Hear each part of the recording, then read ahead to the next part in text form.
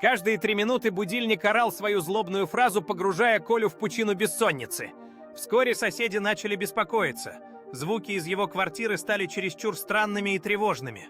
Коля решил построить вечный будильник, чтобы точно не проспать. Он собрал его из микроволновки, будки от будильника и чистого отчаяния. В итоге устройство звонило каждые 3 минуты, питалось страхом и орало фразу «Вставай, ничтожество!». Через сутки соседи вызвали экзорциста, а Коля теперь просыпается заранее, от одного слова «завтра».